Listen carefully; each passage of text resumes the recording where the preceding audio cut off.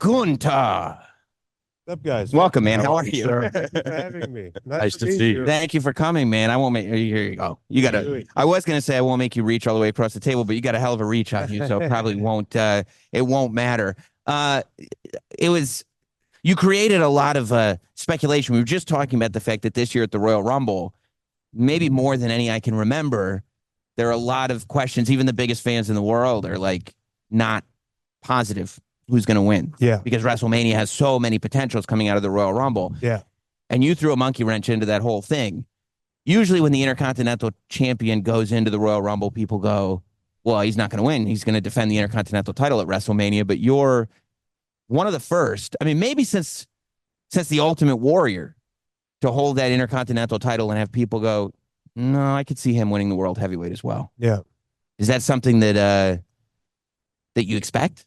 Yeah. You're not surprised? No, actually, I always thought about that scenario could be very interesting with me and Seth in there, the Intercontinental Champion versus the World Heavyweight Champion. So, and actually, in that scenario, if it all works out how I would like it, Yeah.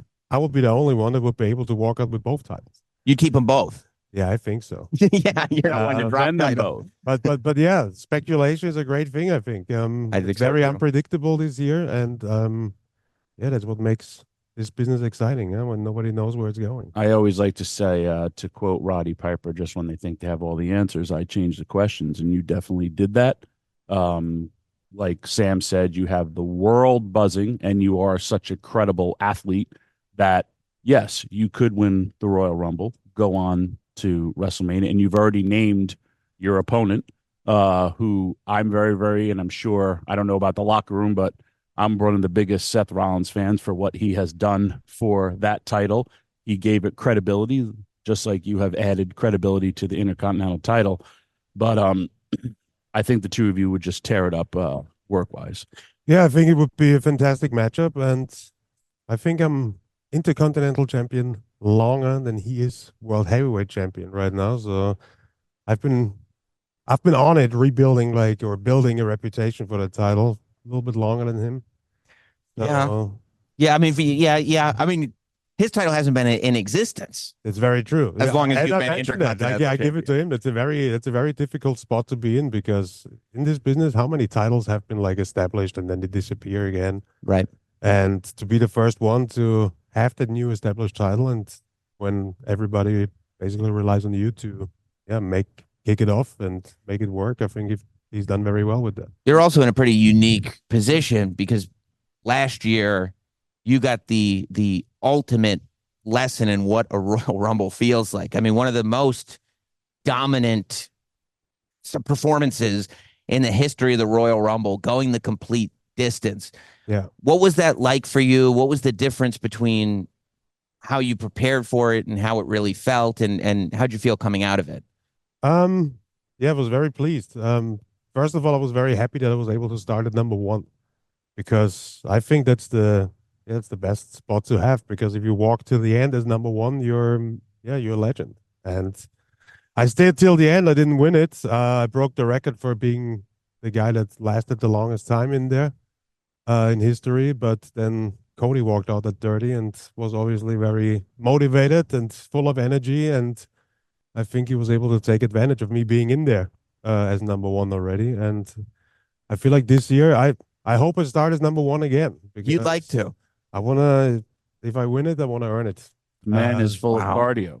Well, yeah. He's totally transformed his physique, and he's a cardio machine. Why not go out there? Is there anyone that you would be, Sam pointed out earlier, the lack of announced competitors for the Royal Rumble. Is there anybody, I don't know, like a surprise, which is always a massive part of the Royal Rumble, or like someone within the roster that, or maybe they're just been on SmackDown that you want to get your hands on?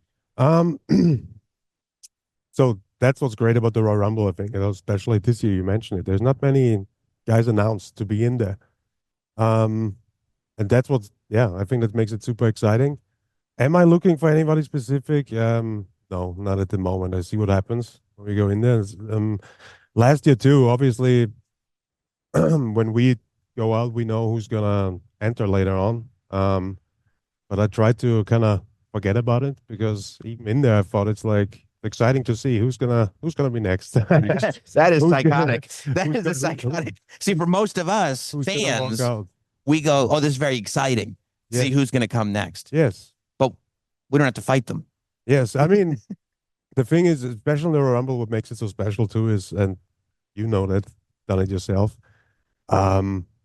It's one of the most demanding matches you can do because with every 90 seconds somebody's entering, you gotta get up and get into action and do something. And there's not that much time for actually strategically picking a break or something like that. Right. I think Right. it's actually better for every WWE superstar if he's not number one, because let's say he's number 10, Mm-hmm. and if there's 10 guys in there, that means 10 people he's going to get chopped. And you don't want that if you're in WWE. When you're that far in and you get that chop and it takes your breath away, these are things you're like, where's that turnbuckle? I got to go find it right now.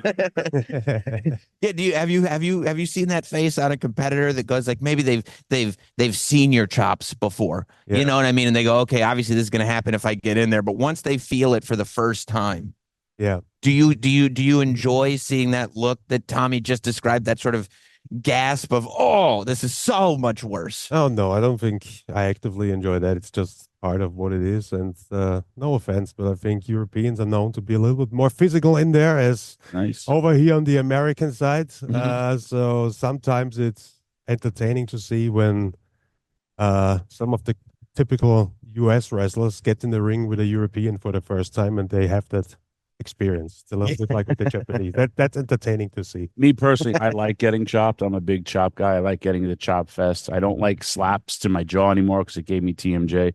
But also now that I'm older, I got man boobs to kind of protect myself for the chop. So it's more absorbent than the pure pain. And I've heard people think you're out of shape, and this is a protective layer Yeah, that man. Tommy has built over time. Strategically. That's right. That's 100%. He knows he used to be a heavy set individual. He knew those chops weren't effective. Now when he's leaner and he's got muscles, he's like, oh, that might hurt a little bit. So he's got to be on I the have to defensive. say, certain things actually hurt more now with a lower body fat percentage. Yes. I have to say. I know we do. Yeah, they do. Muscles tear and rip, but fat absorbs. So That's why you're one of the greatest. that's why I'm still wrestling at 52. So what would you do? I mean, look, I was reading this article on one of these wrestling websites that are always very, very accurate, and it said, who knows, Tommy Dreamer could be a mystery entrant in the Royal Rumble. We're all having a good time now. If Tommy Dreamer walks down that aisle, do you go, oh yeah, it's my bud from Friday morning, or does that get erased from your memory? No, it's business is business, and Yeah. personal is personal. If I have a kendo different stick, things. I'm gonna hit him as hard as I Yeah, can. that's the thing. I would only say leave that stuff. Yeah, no, in the back, don't. just- They don't want me. Let me try to help you out. They don't want me in the Royal Rumble because when I did the one in Boston, I busted open Jericho's face. I broke Bill DeMott's hand, or at least I got blamed for bringing it. And I was only in there for like a minute, 90 seconds. There was blood everywhere. Like, no, let's keep the ECW crazy person. Oh, off. you made the most out of your time in there. I then. did. That's right. Maximize my moment. Yeah. How do you maximize your moments, right? Because Tommy was talking about that, where it's like you might only have a minute. Let's make sure that this thing counts. When your plan is to go like, no, I'm going to have all the moments. I'm going to take this entire match. How do you kind of strategically go, okay, I got to maximize my moments, but at the same time, you can't just go for an hour maximizing every single moment. At a point, you have to catch your breath. You can't. And you said maximizing moments, and I honestly, I'm not making anything up. I think I've never really actively fought before a match or something. I got to take my moment. Mm-hmm.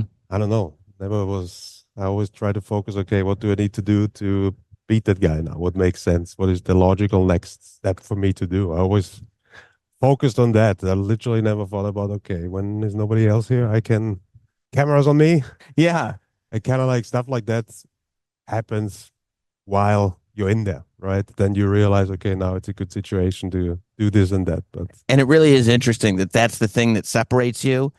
That for a lot of WWE fans, there's never been somebody that approached matches so logically and done it every single time, where it's no, his only goal is to win the match. You're not getting, like you just said, you're not getting pleasure out of inflicting pain. You're not maximizing moments. You're not looking for a camera. You're just trying to win matches, and that's what you do. I mean, that's what it's all about. Right. What are we all doing this for? All the wrestlers, they want to be a champion and do everything for that. I think that should be the goal of everybody. Yeah. Otherwise, what are we doing it for? I agree. I agree on that side of it. And he is, listen, man, you're an inspiration to others. You're an inspiration to the independent wrestler because you came up from the indies. You're an inspiration for, European wrestlers that can make it. You've totally trans your physique. You totally have done everything to make you a better performer. You always had that, I guess, street clout. And then you went from NXT to WWE to being on top, and for everyone is speculating, that you could possibly win this Royal Rumble. I think it's a great. I'm giving you your flowers to your face because you really, really have worked your ass off for this part, and I hope you appreciate it. Or you look in the mirror, and I know you have a new child. Be like, man, I did this for you and for my family, and I hope you really enjoy it because a lot of times, like we were talking earlier. Hey, there's a crew down in SmackDown. We got the, SmackDown tonight, the Royal Rumble, and then it's Monday. But we don't ever get a chance to really appreciate how much you have worked your ass off to get to where you're at. So kudos to you, sir. Oh, thank you very much. I appreciate that. And yeah, that's the beautiful side of it at the end, because you mentioned coming up on the independence and stuff. And once you make it at some point and people look at it to talk about it, always looks like a big thought out plan that at some point I'm going to I think the hardest thing is always that for a long time in your career, nothing happens, and it never looks like it's gonna go anywhere. And just to kind of like sit through that and accept that in certain other areas in life you're not gonna progress as much. But when everything comes into place, and obviously you mentioned that we have the baby at home now and everything, and that feels like the most rewarding of like, okay, all of that was really worth it because. Yeah, we can have that life now. Yeah. And I mean, Gunther was dangerous before. I can't imagine when you have a child, your motivation for whatever you do just goes up tenfold. I can't imagine how dangerous that you're going to be now that you have something much bigger to fight for. I can't wait to see it.